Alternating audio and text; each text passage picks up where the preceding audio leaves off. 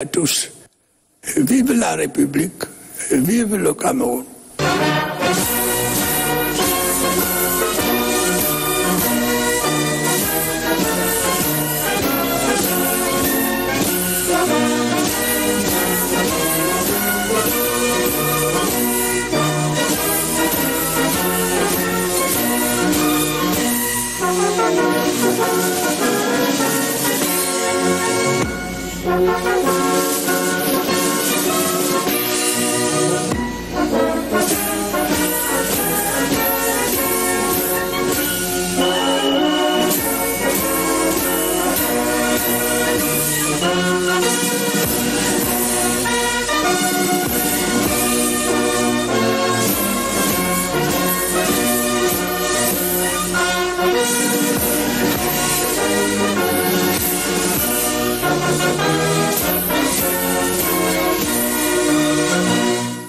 Camerounaises, Camerounais, mes chers compatriotes. Fellow Cameroonians, my dear compatriots, as the year 2022 draws to a close, I believe it is appropriate to review the ground we have covered as a nation before looking to the new year with confidence and determination. You must have noted that in 2022, our country, like so many others, continued to face exogenous shocks. Just as the global economy was beginning to recover from the distortions triggered by the COVID-19 pandemic, an armed conflict broke out between Russia and Ukraine in Eastern Europe. The war between these two great countries has caused far-reaching disruptions in global market supply chains of consumer products such as grain, crude oil, and gas. The ensuing global trade system dysfunctions also led to shortages in some manufactured goods and other staple products, as well as widespread price hikes. I am prompted by the dire consequences of the war on the economies of countries, particularly developing countries, and the suffering inflicted on innocent civilian populations, to reaffirm the importance of peace and dialogue in conflict resolution. My dear compatriots, despite this challenging context, our economy was able to adapt to the international environment, once again demonstrating resilience with an approximately 3.8% uptick in the growth rate, as against 3.6% in 2021.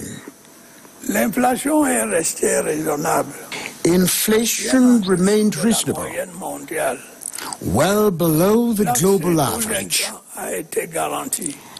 Access to inputs was secured, thus helping to maintain production activities and to mitigate food insecurity risks. All of this was made possible thanks to the stringent measures implemented by the government.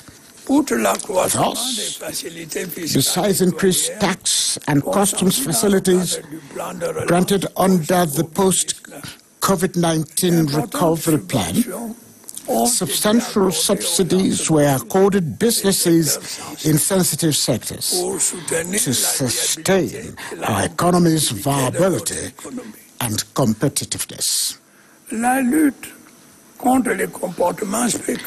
The fight against speculative behaviors and fraudulent exports of staple products was intensified.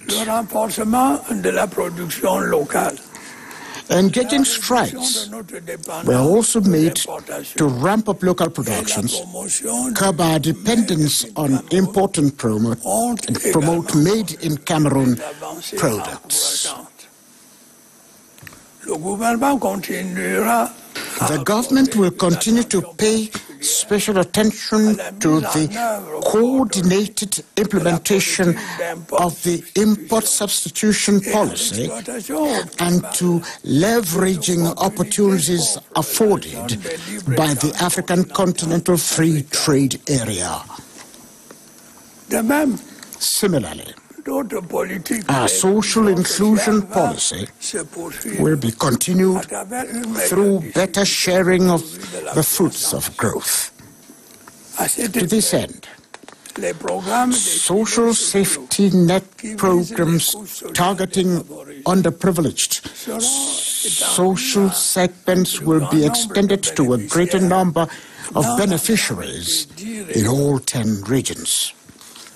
In order to diversify state revenue sources, I authorized the implementation of 3 large-scale projects aimed at developing our mining potential, structuring our economy, and creating jobs.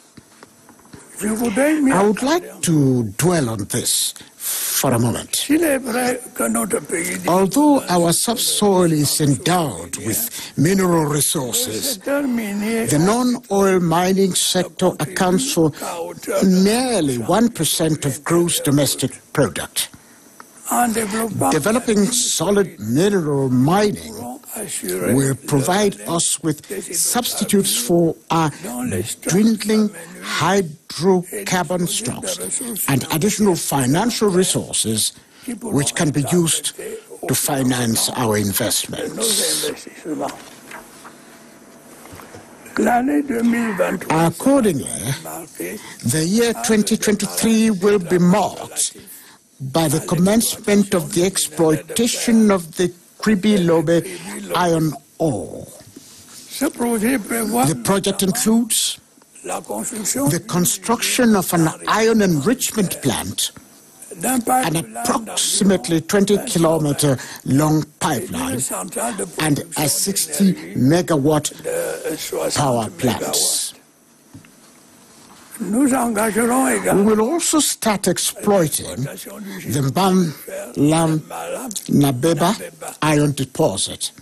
The expected benefits for our country are immense, including a 540-kilometer long railway line between Nabeba in Congo and the Kribi port, where a mineral terminal will be constructed.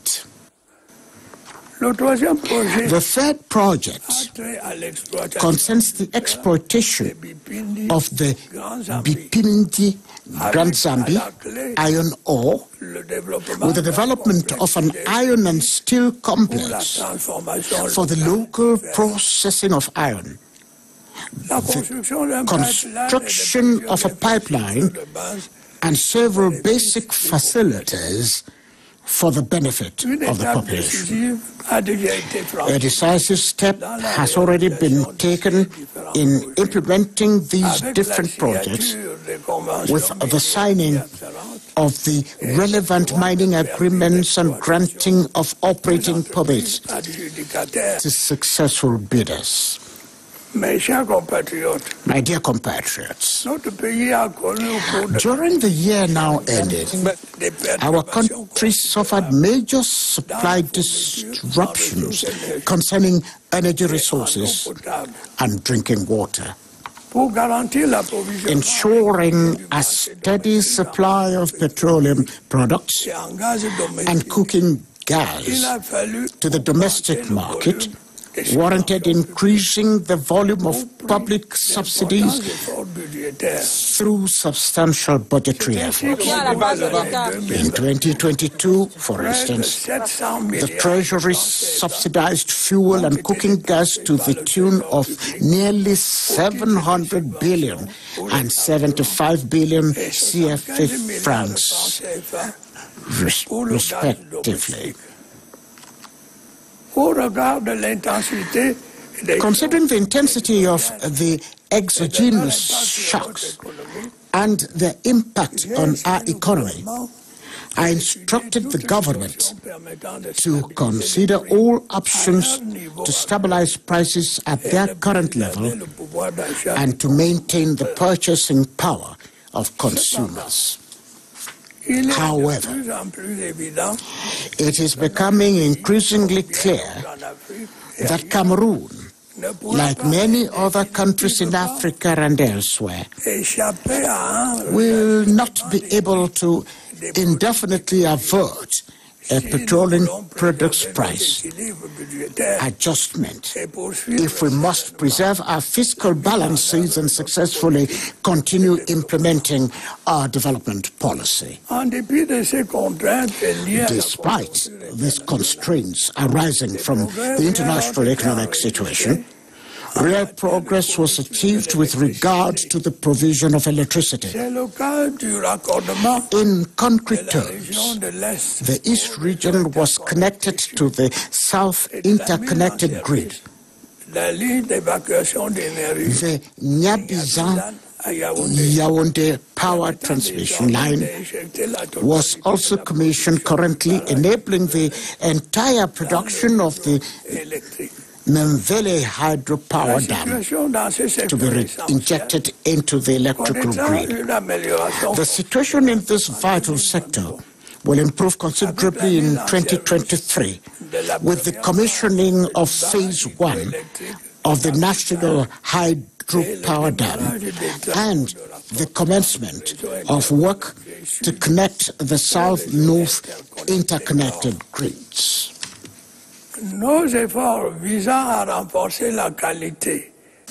Efforts to scale up energy supply quality and quantity will be intensified through the construction of new energy infrastructure and solar energy development, particularly in the northern part of our country. Access to safe drinking water for our population is one of my main concerns. The completion of the project to supply drinking water to the city of Yaoundé and its environs from River Nile Sanaga was to provide a lasting solution to the city's water supply shortages. I have also instructed the government to urgently finalize procedures for the launching in 2023 of the mega project to supply drinking water to the city of Douala and its environs. Besides our large cities, production facilities were constructed in some towns, namely Bamenda, Betwa, Ngaoundéré, and Ebolo. These facilities will be constructed in other urban and rural localities in the current year. My dear compatriots, in spite of the unfavorable situation, the government is sustaining its efforts to assume its prime responsibility, that is to improve the living conditions of the citizens. Ongoing structural reforms under the economic and financial program concluded with the International Monetary Fund and other development partners must be continued. I am pleased to note that no sector of activity was neglected despite the particularly challenging economic context of 2022. Without being exhaustive, let us briefly look at a few other sectors besides those already mentioned. In the public works sector, 860 kilometers of road and 460 linear meters of engineering structures were constructed or rehabilitated.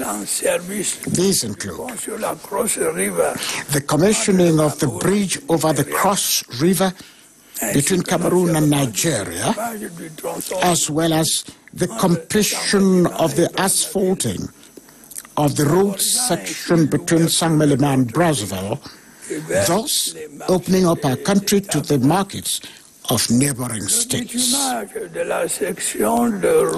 The asphalting of the Lena-Tibati-Ngat road section on National Highway number 15, with the advantage of increasing land links between the country's northern and southern regions.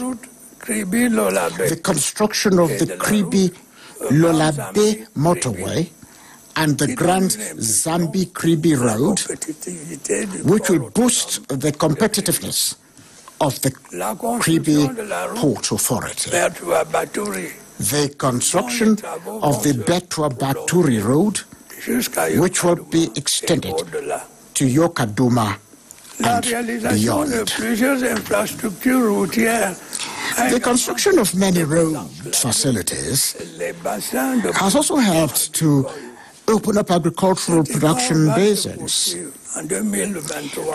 These efforts will be continued in 2023 with the construction of about 700 kilometers of road, including the asphalting of the Ebolova-Akom to Kribi stretch.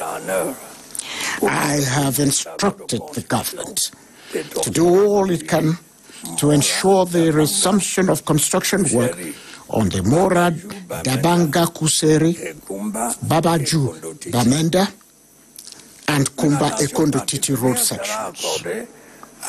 Special attention will be paid to rehabilitating urban road networks and improving traffic flow between our major towns. The launching of construction work on the urban section of the Yaoundé-Nsimaleng motorway and the acceleration of work on the Douala-Yaoundé motorway will feature among the government's priorities. The rehabilitation and modernization of the Tiko, Betoa, and Kribi airports will also be prioritized to ensure that all regions of our country are served by air transport.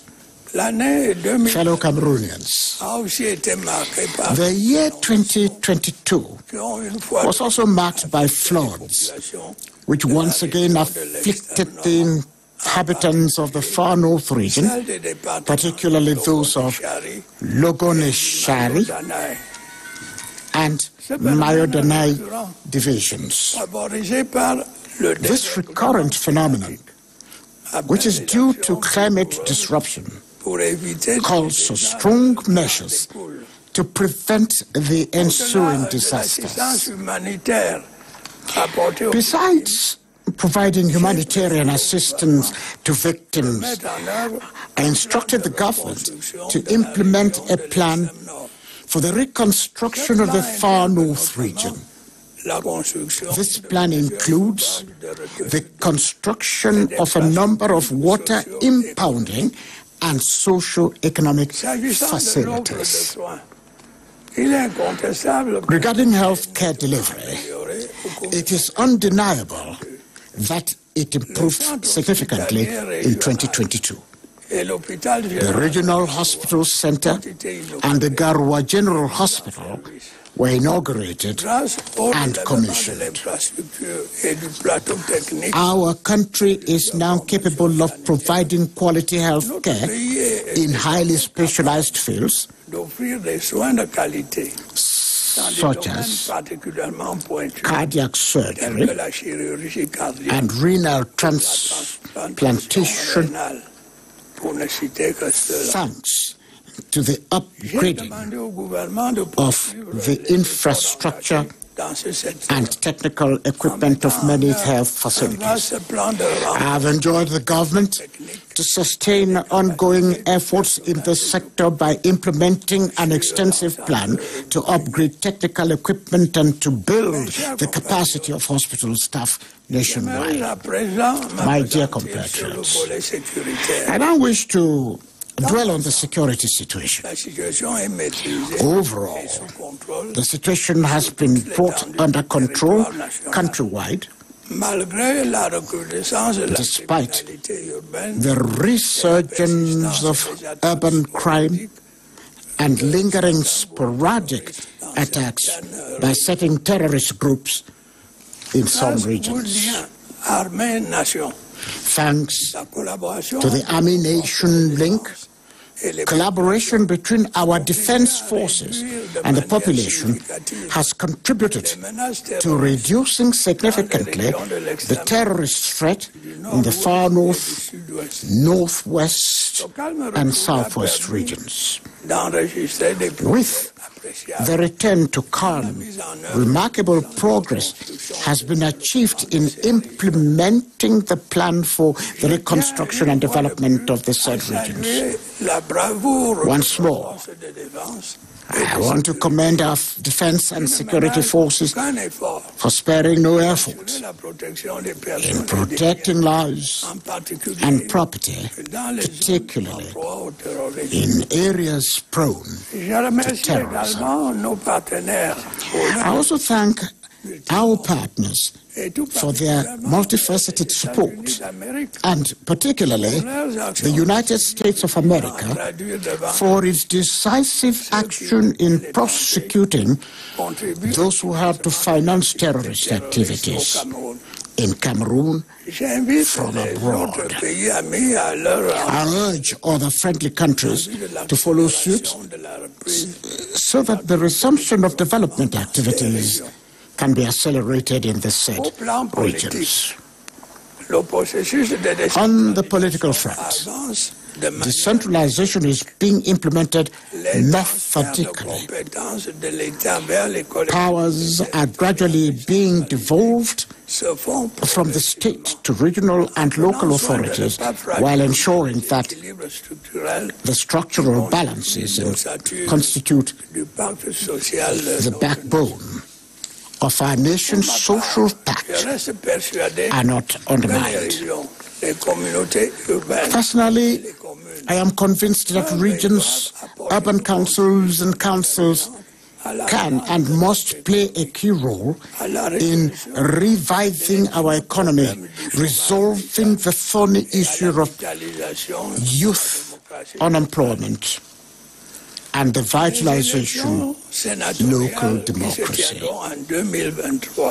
The senatorial elections to be held in 2023 will afford an opportunity to consolidate our decentralization option through a newly elected upper house of our parliament that represents regional and local authorities. Fellow Cameroonians, my dear compatriots, before I conclude, I would like to draw your attention to two scourges that are becoming rife in our society, namely corruption and incivility. Last year, in similar circumstances, I talked about the need to strengthen governance in the management of public affairs and to control government spending. Rest assured that this concern is constant and unwavering. I also want to reiterate that those who are illicitly amassing wealth by plundering the state at whatever level will be brought to book. I urge all Cameroonians, regardless of their social standing, to to resolutely embark on this crusade, and I have led over the years.